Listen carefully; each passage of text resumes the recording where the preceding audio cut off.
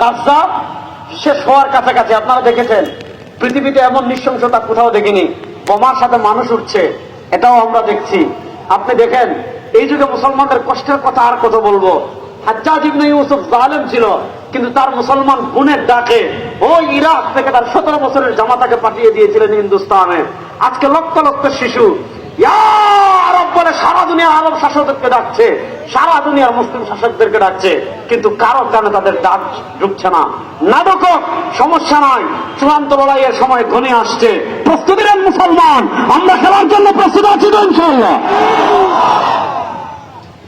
আপনি দেখেন, আপনারা যুবকরা হয়তো অনেকে দেখেছেন, ইসরায়েলি এক সৈন্যের ভিডিও ভাইরাল হয়েছে।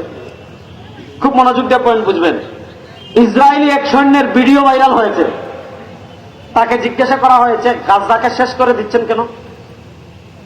গাজাকে মাটির সাথে মিশিয়ে দিচ্ছেন কেন? সে জবাব দিয়েছে, আমাদের লিডারের জন্য গাজাকে প্রস্তুত করছি। তার জবাব হলো, আমাদের নেতা আসবেন, আমাদের নেতার আগমনের জন্য গাজাকে প্রস্তুত করছি। তাদের নেতাকে জানেন? কানাডার যান। তাদের নেতাকে, তারা তাদের নেতাকে আমন্ত্রণ জানানোর জন্য গাজাকে প্রস্তুত করছে। বুঝা গেল ইহুদিরা চূড়ান্ত লড়াইয়ের প্রস্তুতি নিচ্ছে। এদিকে দেখেন আমাদের পার্শ্ববর্তী আরেকটা মিনি ইসরায়েল আছে না নাই? আপনাদের এদিক থেকে তো বেশি দূরে নাবেন আপনি। আমাদের পার্শ্ববর্তী আরেকটা মিনি ইসরায়েল আছে না নাই?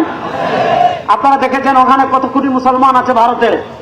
এই মুসলমানদের উপর আরেকটা গাজার মতো নৃশংসতা চালানোর জন্য, মুসলমানদের উপর ভয়াবহ নির্যাতন চালানোর জন্য, মুসলমানদেরকে গাজার মতো শেষ করে দেওয়ার জন্য নানা ষড়যন্ত্র করা হচ্ছে। এর ভিতর একটা ষড়যন্ত্র দেখেছেন, ভারতে ওয়াকফ আইন পাস করা হয়েছে। অর্থাৎ মুসলমানদের প্রচুর ওয়াকফি সম্পত্তি আছে ভারতে। আপনি চিন্তা করতে পারবেন না, ভারতে 700 বছর মুসলমান রাষ্ট্র ক্ষমতায় ছিল। এই 700-800 বছরে মুসলমানরা যা কিছু, রাজা বাদশারা, মুসলমান ধনীরা যা কিছু ওয়াকফ করে গিয়েছে, এই সব ওয়াকফি সম্পত্তি দখল করে মুসলমানদেরকে রাষ্ট্রীয়ভাবে বিতাড়িত করার জন্য আধিপত্যবাদী ভারত শক্তি তারাও প্রস্তুতি নিচ্ছে। গতকালকে দেখছেন কাশ্মীরে তারা কি ঘটনা ঘটিয়েছে। তারাই হামলা করে মুসলমানদের উপর দায় চাপিয়ে আমাদের পার্শ্ববর্তী কাশ্মীরকে আরেক মিনি গাজা বানানোর ষড়যন্ত্র করছে, দিল্লিকে গাজা বানানোর ষড়যন্ত্র করছে। ভারতের মুসলিম অধ্যুষিত যে প্রদেশগুলো আছে, ওই প্রদেশগুলোকে তারা গাজা বানানোর ষড়যন্ত্র করছে। শোনো মুসলমান, ফিলিস্তিন আমাদের থেকে দূরে হতে পারে, কিন্তু ভারত আমাদের থেকে বেশি দূরে না। এটা ভারত, এটা হলো 15 কোটি 16 কোটি মুসলমানের আবাসভূমি। শোনেন, আমাদের শায়েখে চরমনাই সূরাত উদ্যানে স্পষ্ট ভাষায় ঘোষণা করেছিলেন, আমরা আগ বেড়ে লাগবো না, আমরা আগ বেড়ে লাগবো। কিন্তু শুনেন, কেউ যদি আমাদের সাথে লাগতে চায় তাকেও আমরা ছাড়বো না।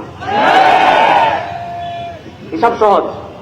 কেউ যদি আমাদের সাথে লাগতে চায়, হাত কেটে গাছে ঝুলানোর জন্য প্রস্তুত আছেন? আমাদের মানচিত্রের দিকে যদি কোন আধিপত্যবাদী শক্তি হাত বাড়ায়, তার পা ভেঙে গাছে ঝুলিয়ে দেওয়ার জন্য যুবকরা প্রস্তুত আছে না নয়? পৃথিবীর কোন পরাশক্তি গুনার টাইম আমাদের। শুনেন মুসলমান, দেখেন এদিকে প্রেক্ষাপট তৈরি হচ্ছে, ওদিকে প্রেক্ষাপট তৈরি হচ্ছে। আমরা স্পষ্ট ভাষায় ভারতকে জানিয়ে দিতে চাই, যদি আমাদের মানচিত্রের দিকে হাত বাড়ান, মুসলমানদের দিকে ষড়যন্ত্রের হাত বাড়ান, এই উপমহাদেশের মানচিত্র থেকে মুসলমানদেরকে মুছে ফেলতে চান, সময় আর বেশি দিন বাকি নয়। দিল্লির লাল কেল্লায় আবার কালেমার পতাকা হবে ইনশাআল্লাহ। ইনশাআল্লাহ বলেন, ইনশাআল্লাহ বলেন, ইনশাআল্লাহ বলেন। আপনি দেখেন, আমি আপনাদেরকে খুব সহজ করে একটা জিনিস বুঝাই। খ্রিস্টানরা, ইহুদিরা কানাডার জালের অপেক্ষা করতেছে, ঠিক না? এবার আমি আরেকটা জিনিস আপনাদেরকে বুঝাই। কিয়ামতের মৌলিক আলামতের একটা আলামত, মনোযোগ, আপনারা আছেন না আমার লগে? আমি তো এদিকে প্রথম কেন মাসকুর মতো বুঝতেছি না, আমার মতো বলতে ইনশাআল্লাহ বুঝতেছেন তো? কিয়ামতের মৌলিক আলামতের একটা আলামত নুজুল ঈসা। বলেন, কিয়ামতের মৌলিক আলামতের একটা আলামত নুজুল ঈসা আলাইহিস সালাম দুনিয়াতে আসা। আমার সাথে হাত তুলেন সবাই। পড়েন লাম ইয়ালিদ ওয়ালাম ইউলাদ, পড়েন লাম ইয়ালিদ ওয়ালাম ইউলাদ।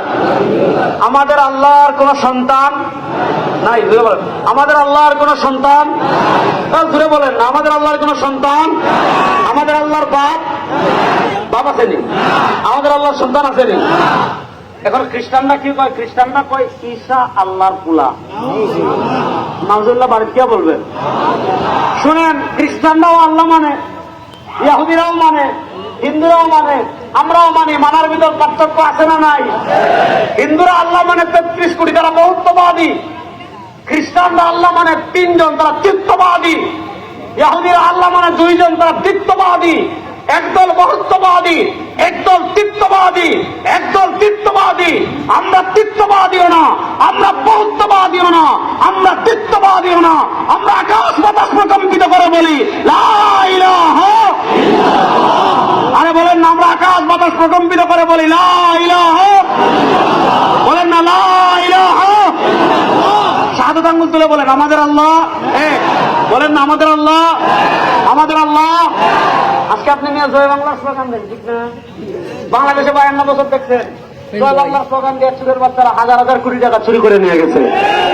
এদেশের 92% মুসলমান, শোনো মুসলমান, আল্লাহ বলেছেন ওয়া মা আরসালনা মিন ক্বাবলিকা মির রাসূলিন ইল্লা নূহি ইলাইহি আন্নাহু লা ইলাহা ইল্লা আনা ফা'বুদুন। আল্লাহ দুনিয়াতে যত নবী পাঠিয়েছেন সব নবীদের স্লোগান একটা ছিল, সেই স্লোগান হলো লা ইলাহা ইল্লাল্লাহ। বলেন না, সেই স্লোগান ছিল লা ইলাহা ইল্লাল্লাহ। আমরা এখন খানকায় যেমন লা ইলাহা ইল্লাল্লাহ স্লোগান দেই, বাংলাদেশের সংসদে লা ইলাহা ইল্লাল্লাহ স্লোগান দেওয়ার জন্য প্রস্তুত আছেন। এটাই হবে আমাদের জাতীয় স্লোগান লা ইলাহা ইল্লাল্লাহ। বলেন না লা ইলাহা ইল্লাল্লাহ। আবার যদি লামা দাবিদের মতো না লা ইলাহা ইল্লাল্লাহ ঝুলে জিকির করা যাবে না, দলিল লাগলে আমার কাছে আইছেন, দলিল দিয়ে খবর দিয়ে দিবেন।